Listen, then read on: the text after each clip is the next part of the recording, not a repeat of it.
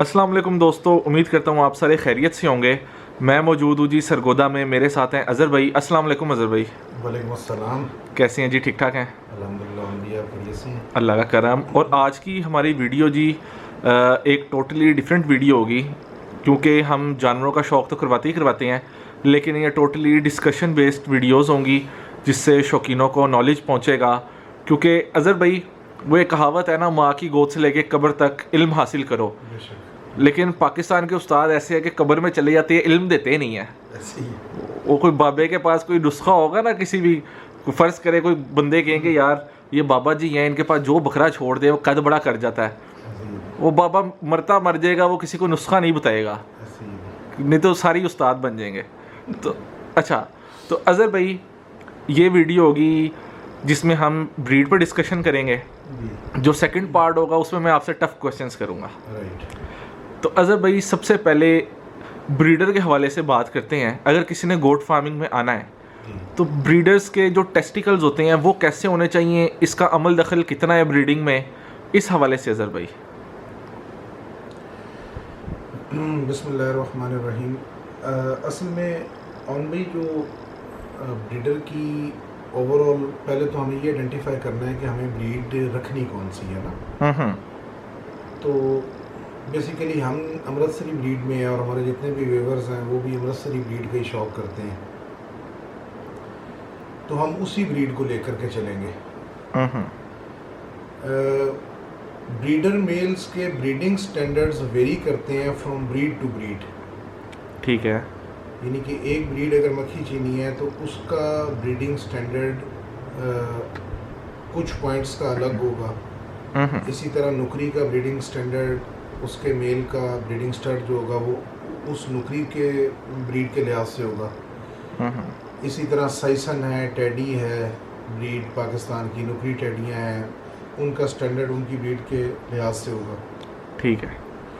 अब प्रॉबली चूँकि हम खुद अमृतसरी बीतल या लैलपुरी बीतल या पाकिस्तानी बीतल जो बकरी है, काली काली डब्बी, लाल लाल डब्बी, इसका शौक़ करते हैं, तो हम डिस्कस भी उसकी ब्रीडिंग स्टार्ट को करेंगे।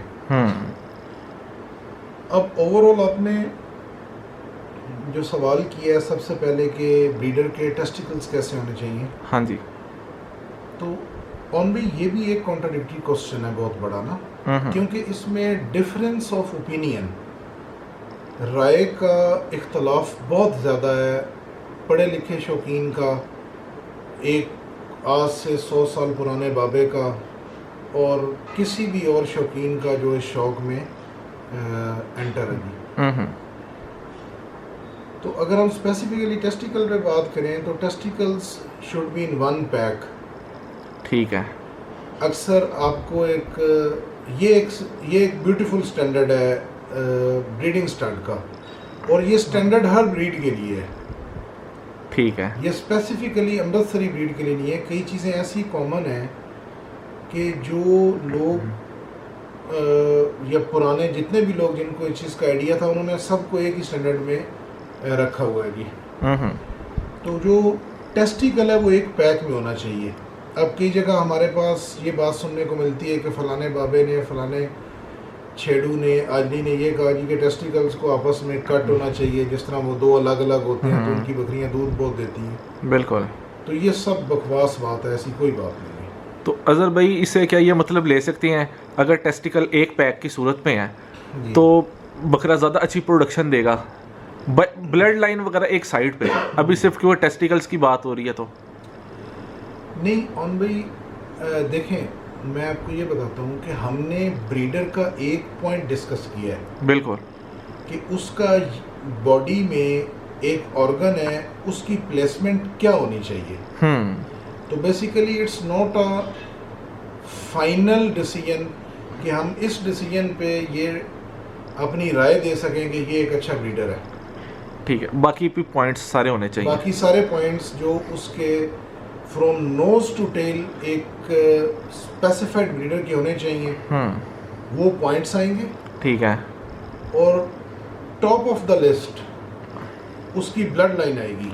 अच्छा, और फिर उससे ऊपर बात जी, उसकी मदर का क्या स्टैंडर्ड है ये आएगा। ठीक है। अच्छा अजहर भाई, मैं सवाल ज़रा चेंज करके आपसे पूछता हूँ, जी। अगर एक मेल है जी। वो आपको 100/100 लगता है by face, seeing, blood line, उसकी जो फिजिकल अपीयरेंस है, लेकिन उसके टेस्टिकल एक सैक की सूरत में नहीं है, यानी एक पैक की सूरत में नहीं है, जी। अलग-अलग हैं, तो क्या आप उनको अपनी बकरी में उस ब्रीडर को छोड़ेंगे ब्रीडिंग के लिए? On be very specifically talking about my self, मैं अपनी बात करूं तो मैं कभी भी ऐसा मेल अपनी बकरियों में नहीं छोड़ूंगा जिसकी मुझे एटलीस्ट ब्लड लाइन ना पता हो, ठीक है। चाहे वो 1 पैक में हो या वो डिफ्रेंशिएट हो, सेग्रीगेटेड हो, कभी नहीं छोड़ूंगा जी। नहीं अजहर भाई, ब्लड लाइन की यानी मैं कह रहा हूँ अगर आपकी ब्लड लाइन हाँ भी जी, आप मेरे से ये क्वेश्चन आप कर रहे हैं क्या अगर उसके कि- टेस्टिकल्स अलग हैं? हाँ, तो फिर मैं प्रेफर करूंगा 1 पैक वाले को, अच्छा 1 पैक वाले को प्रेफर करेंगे, 1 पैक वाले को। ठीक है। अच्छा अजहर भाई, दूसरा जो मिथ है, बकरों में थन भी आ जाते हैं अक्सर, बाज़ दफ़ा दूध भी आता है उनमें से, जी तो बाज़ तो रेवड़ों वाले चौके भी दिखा रहे होते हैं, बिल्कुल ठीक है जी। तो अजहर भाई इसमें कोई अमल दखल है कि आगे से उन बकरों की जो पट्ठे हैं वो दूध में ज़्यादा अच्छी आएंगी? बिल्कुल नहीं, अच्छा स्ट्रेट फॉरवर्ड एक इसका जवाब है नो। ठीक है। तो अजहर भाई फिर ये मिथ्स या पुराने बाबे जो हैं उन्होंने ऐसी यानी बातें क्यों फैलाई हुई हैं या ऐसे क्यों फैली हुई हैं? असल में हम भी देखें, एक बात हमेशा याद रखिएगा, और ये इतनी कीमती बात है कि शायद पाकिस्तान में ये बात चंद ब्रीडर्स को पता हो। मैं ये नहीं कहता कि पता नहीं होगी, कि चंद ब्रीडर्स को पता होगी कि every kid is a replica of his her grand mother. अगर एक बकरा है, उसके नीचे प्रॉपर टीट्स हैं और उसके टीट्स से दूध आ रहा है, तो इसका मतलब है कि ये एनिमल जिस फीमेल से ब्रेड हुआ है वो हाई मिल्किंग फीमेल है। ठीक है। ठीक है जी। तो ये बात अपने माइंड में हमेशा रखिएगा। मैंने जो आपको एक एग्जांपल दी है कि every kid is a replica of his her grandmother. हर बच्चा एक रेप्लिका है अपने दादी का। ठीक है। अब उस मेल की जो मदर है वो बड़ी इम्पोर्टेंट है उस मेल की आगे से ब्रीडिंग आने में। ठीक है। उस मदर का अडर अटैचमेंट कैसी है, उसकी पीक मिल्किंग कितनी है, 24 आवर मिल्किंग कितनी है, उसका बिहेवियर टूवर्ड हर किड्स कैसा है, ठीक है, और वो बच्चों को कैसे लेकर चलती है, ये चीज़ भी काउंटर करेगी उस बकरी के बच्चे में जिसको आपने एज अ ब्रीडर रखना है। ठीक है। अगर ये सारी चीज़ें अजहर भाई अच्छी हैं और बकरे के अंदर थन आ गए हैं, हाँ तो ये तो एक नेचुरल चीज़ है, उसकी पट्ठें आगे से दूध में अच्छी आएंगी। जी, उसकी पट्ठें दूध में डेफिनेटली अच्छी आएंगी क्योंकि उनकी ग्रैंड मदर बहुत अच्छी है। और अजहर भाई, क्या ये कंपलसरी है ज़्यादातर या अक्सरियत में है ये कि जिन बकरों के थन आ रहे हैं तो वो जिनके बेटे हैं या जिनके पोते हैं वो दूध में अच्छी थी काफ़ी, जो देखने में आया? प्रोबेबली इस तरह होता है जी। अच्छा अजहर भाई, 2 कॉन्सेप्ट तो आपने क्लियर किए, तीसरा एक और है जी। अब, क्योंकि अजहर भाई ये मिथ्स बनी हुई हैं लोगों के ज़हनों में, फार्मर्स के ना मुख्तलिफ सवालात होते हैं। जी। अब ब्रीडर में कहते हैं जहाँ से वो पेशाब वाली जगह जो होती है जिसको कहते हैं सिक्का, जी। कोई कहते हैं ये झालर जो है ये ऐसी होनी चाहिए, ज़्यादा अच्छी प्रोडक्शन आएगी, नाफा कह लें उसको। तो अजहर भाई इस हवाले से बताएं। और भाई ये अल्लाह माफ़ करे मुझे भी, और मैं आपको क्या बताऊं यार, बंदा, मैं तो यकीन माने आप YouTube खोलें ना जी जी। तो नई से नई फिल्म चल रही है। हाँ। ठीक है जी। प्रोड्यूसर कौन है, डायरेक्टर कौन है, कास्टिंग कहीं और हो रही है, उसके मॉडल्स और हीरोज़ कोई और हैं। सर ये कोई नाफे झालर पे बच्चे नहीं आते, ये सारी बातें हैं, एक मिथ है, बकवास है, झूठ है, और ये फैलाई हुई हैं इधर लोगों में और लोग उलझ के रह गए हुए ये हैं। सिर्फ असल में ऑनली इस तरह होता है कि मैंने ज़िंदगी में जितना स्कैम लाइफ स्टॉक की फील्ड में, शायद मेरी ये फील्ड है मैं इसलिए देख रहा हूँ कि आप YouTube खोलेंगे पूरा पाकिस्तान जानवर बेच रहा है, बिल्कुल, और किसी आदमी का कोई एक ब्रीडिंग स्टैंडर्ड नहीं है, बस वो जानवर बेच रहे हैं, बिल्कुल बस ऐसे क्या हैं, कर रहे हैं, सिर्फ जानवर बेच रहे हैं। और बस बेची जा रहे हैं। बस दैट्स इट। ठीक ये है। सारे कॉन्सेप्ट्स उनके बने हुए हैं कि नीचे से नाफा निकला होगा। अरे अल्लाह के बंदो, वो बकरा है या बैल है? या बिल्कुल। तो आप कहें ये बकरा नहीं है, साहीवाल का बुल है। And if he is a male and he is a buck, और वो बकरे का बच्चा है, तो फिर वो नाफा उतना ही रखेगा ना जितना बकरों में होता है। बिल्कुल। हाँ, कईयों का सामान एक्स्ट्रा लगा होता है, लेकिन वो इट्स नॉट आप ये उसे ये नहीं कह सकते कि इट्स अ स्टैंडर्ड। बिल्कुल जी। तो बाकी अज़र भाई एक और इसी किस्म का क्वेश्चन है, वो मिथ से रिलेटेड तो नहीं है। अब कोई बहुत आउटस्टैंडिंग ब्रीडर है, राइट, ब्लड पेडिग्री ज़बरदस्त है, वो मुख्तलिफ फीमेल से क्रॉस हुआ है, जिनका भी blood line her each and everything okay है, उसके 10 बच्चे आए हैं, तो ब्रीडिंग क्वालिटी के 1 या 2 निकलेंगे, ठीक है, तो बाकी 8 भी अच्छे ब्लड वाले होंगे, लेकिन हम उनको ये नहीं कह सकते कि वो भी सुपर ब्रीडिंग में यानी आ सकते हैं। अक्सर यानी इस क्वेश्चन को ऐसे कर लें, अक्सर हम किसी जगह पे जाते हैं, किसी फार्म पे जाते हैं ना, जानवर दिखने में बज़ाहिर ज़ीरो होता है, लेकिन उसकी लाइन बड़ी अच्छी आ रही होती है। वो कहते हैं कि यार ये फ़लाने का बेटा है, फ़लाने का पोता है, हालांकि उसके पोतों में ये 10वें नंबर पे आ रहा होगा। तो क्या इससे भी रिज़ल्ट कॉम्प्रोमाइज़ होते हैं? असल में उनमें इस तरह होता है कि एक फार्म है, उनके पास टॉप लेवल की फीमेल्स हैं, फॉर इंस्टेंस 10 फीमेल्स हैं, ठीक है, और टॉप लेवल का ब्रीडिंग स्टड है। एक ही ब्रीडिंग स्टड है जो 10 फीमेल्स पे यूज़ हो चुका है। अब उन 10 फीमेल से फॉर इंस्टेंस आप एग्जांपल ले लें, 10 मेल्स आ गए। अब चूंकि बाप एक है, अब मदर कंट्रीब्यूशन डिफरेंट हो जाएगा। ठीक है, इवन तब भी डिफरेंट होगा कि अगर सारी बकरियां एक खून से हों, तब भी मदर्स का कंट्रीब्यूशन चिल्ड्रंस में डिफरेंट होगा। ठीक है, जिस फीमेल में ब्लड लाइन बहुत ज़्यादा डेंस होगी, वो बच्चा पीछे से निकाल के ले आएगी, बकरे के साथ मैच हो जाएगा, वो बच्चा टॉप लेवल का प्रोड्यूस कर देगी। अगर वो 10 बच्चे हैं और उनमें से 2 बच्चे टॉप ऑफ द लाइन आ गए हैं, वो टॉप ऑफ द लाइन क्यों हमें नज़र आ रहे हैं? क्योंकि वो फिजिकल अपीयरेंस में बहुत खूबसूरत हैं, बिल्कुल, दूसरे आर्ट से। आप मेरी बात समझ रहे हैं? जी जी, कि वो 2 बच्चे फिजिकली बहुत ज़्यादा खूबसूरत हैं, दूसरे 8 बच्चों से। तो शौकीन क्या करते हैं, उन 2 बच्चों की रेजिंग स्टैंडर्ड चेंज कर देते हैं कि यार हमने इन 2 बच्चों को बहुत अच्छा पालना है। हालांकि वो जो रिमेनिंग 8 बच्चे हैं, वो उनको उस स्टैंडर्ड पे पाल के लिए हैं जिस स्टैंडर्ड पे वो 2 बच्चे पहले पाल रहे थे। ठीक है, तो प्रोबेबली एक टाइम आएगा कि इन बच्चों में इतना फ़र्क नहीं रहेगा। ठीक है, ये बात कहना कि वो बच्चे नस्ल की तरफ से कम हैं क्योंकि वो फिजिकली देखने में अच्छे नहीं हैं, ये एक खाम ख्याली है। ठीक है, हाँ, जब वो ब्रीड करेंगे, बाप उनका एक है, वो मदर्स की डिफरेंशिएशन पे ब्रीड करेंगे आगे से, ठीक है, कि किस बच्चे की माँ में कितनी क्वालिटीज थी। ठीक वो हो गया, अपनी फर्दर ब्रीडिंग अपनी माँ के सर पे करेंगे, क्योंकि बाप तो उनका एक ही था। बिल्कुल। अच्छा अज़हर भाई, अब ज़रा ना टेक्निकल एक क्वेश्चन पूछता हूँ, जो कि अक्सर लोग जो हैं अज़हर भाई इसमें डबल माइंडेड हैं। जी जी अज़हर भाई, एक तो होता है ब्रीडर की टांग टेढ़ी होती है, जी कोई कहता है ग्रोथ ज़्यादा कर गया जी तो इस वजह से टांग टेढ़ी हो गई, और बाज़ दफ़ा ये जीन्स में भी देखा जाता है, कोई दादे की टांग टेढ़ी थी, उसके 5 बच्चे आए, 2 की टांगें टेढ़ी आई, पोतों में से एक आधे की आ गई। ये टांग टेढ़ा जो होता है, एक तो अज़हर भाई ये है कि एक ब्रीडर बिल्कुल ठीक होता है, उसने 20 बच्चे दिए, एक ही किसी की हो गई टांग टेढ़ी, वो तो एक अलग चीज़ है। एक तो है कोई नस्ल दर नस्ल चल रही होती है, तो उस हवाले से बताएं कि ये जीन्स में शामिल होता है, और ये अगर किसी ब्रीडर की ब्लड लाइन बड़ी अच्छी है, टांग टेढ़ी है, तो क्या उसको बकरियों में छोड़ने का रिस्क लिया जा सकता है? और भी इसमें ना डिफरेंस ऑफ ओपिनियन है।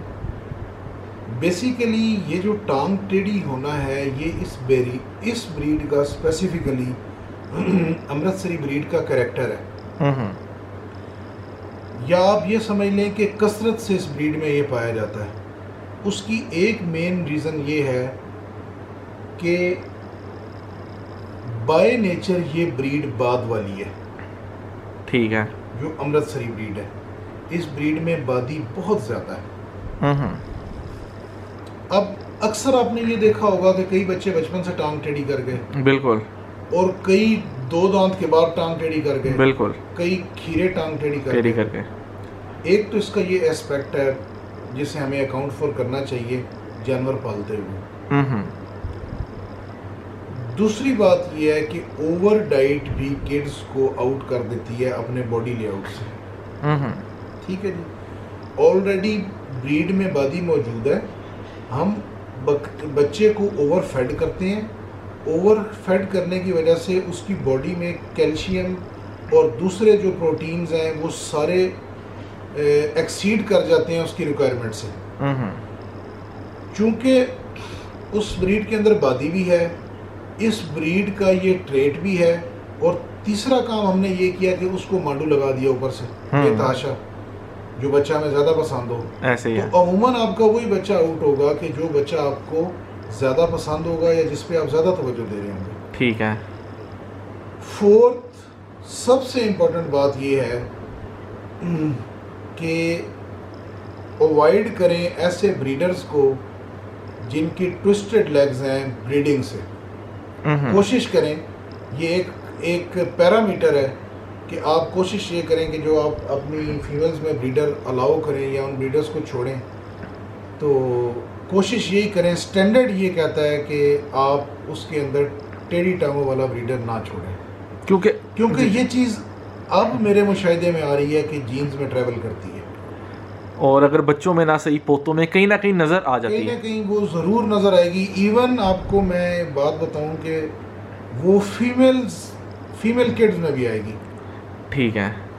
और अच्छा अजहर भाई, क्योंकि ब्रीडर से मुतल्लिक अभी क्वेश्चंस हो रहे हैं, तो एक और क्वेश्चन, अमृतसरी जो ब्रीडर्स हैं इनमें मुख्तलिफ टाइप्स हैं और मुख्तलिफ तरह के फेसेस होते हैं, तो ऊंचा माथा ज़्यादा पसंद किया जाता है, इसलिए अक्सर लोग कहते हैं कि ये पुरानी नस्ल है जी। और जो राउंड या डी शेप होते हैं उसको इतना ज़्यादातर लोग पसंद नहीं करते। इस हवाले से आपका क्या कहना है? असल में ऑन बी के on talking about the real terms of Amritsari breed, तो ऊंचा माथा तो डेफिनेटली एक स्टैंडर्ड एलिमेंट है। ठीक है। हमें उसे छोड़ना नहीं चाहिए, और कोशिश करें कि अगर जानवर की ब्लड लाइन पूरी है और उसके सारे points from nose head to tail सारे पूरे हैं, और आपके पास ऑप्शन है कि 3-4 मेल्स हैं, तो आप कोशिश ये करें कि उस मेल को पिक करें जिसके पॉइंट सारे पूरे हैं। लेकिन ऊंचे माथे के इश्क में इतना गिरफ्तार हो जाना कि आपने ब्रॉड हेडेड एनिमल्स को ज़ीरो कर देना, ये भी बात मुनासिब नहीं है। ठीक है। क्योंकि वो भी जानवर देखें, ये डिफरेंट टाइप्स हैं। कई अमृतसरियों का ऊंचा माथा है, कईयों का सीधा मुंह है, कईयों का थोड़ा सा डी शेप नोज है, हेड बड़े हैं।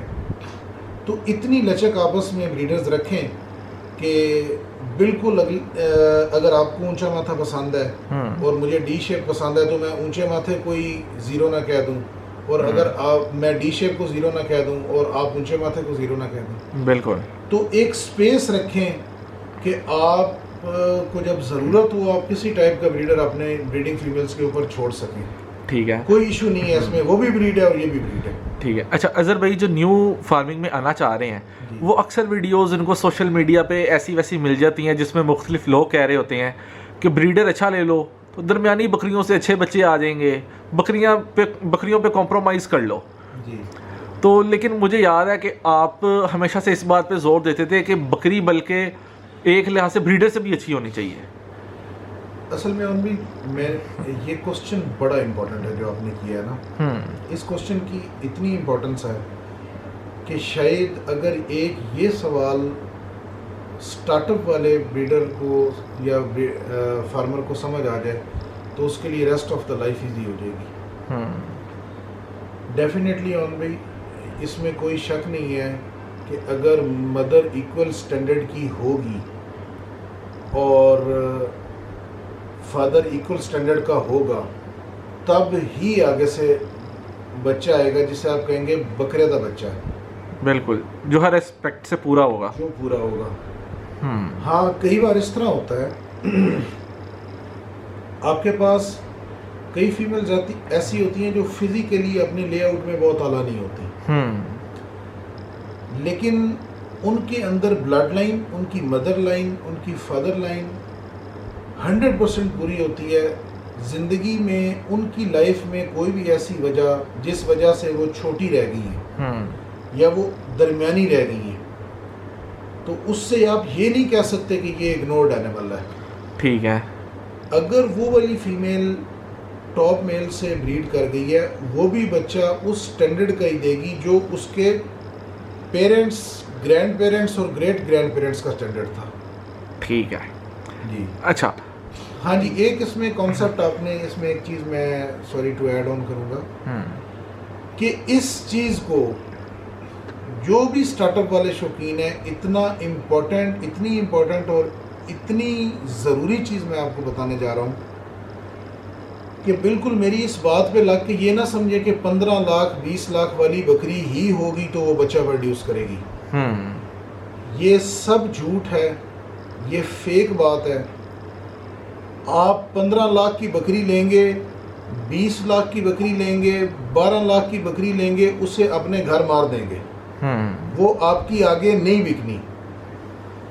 ऐसे है। तो in order to develop your hobby, आप 15 लाख की बकरी लेने की बजाय वो जो मैं ही चाय बेच रहा हूँ, मैं भी उस बंदे को 15 लाख की या 20 लाख की बकरी दूंगा और मेरे से खरीदेगा भी वही कि जिस घर का मुझे पता है कि ये इसका लास्ट स्टेइंग होम है। मैं खुद खरीदता हूँ, बहुत महंगे जानवर खरीदता हूँ, लेकिन मैंने अपनी कॉस्टली बाइंग में से कोई एक जानवर भी ऐसा नहीं है जो 10 लाख प्लस एक्सीड कर गया और मैंने बेच दिया हो, कभी नहीं बेचा। ऐसे ही है। वो सारे एनिमल्स या मेरे पास मरते हैं या मेरे हर्ड में मौजूद हैं, अभी भी आप जा कर के देख सकते हैं जिन फीमेल्स ने 1 मिलियन क्रॉस किया था। ज़बरदस्त। आप 15 लाख की, 12 लाख की, 10 लाख की बकरी किसी फ्राडिये के चक्कर में आने से बेहतर है लेने से आप 2 लाख की, 2.5 लाख की, 3 लाख की पट खरीद लें।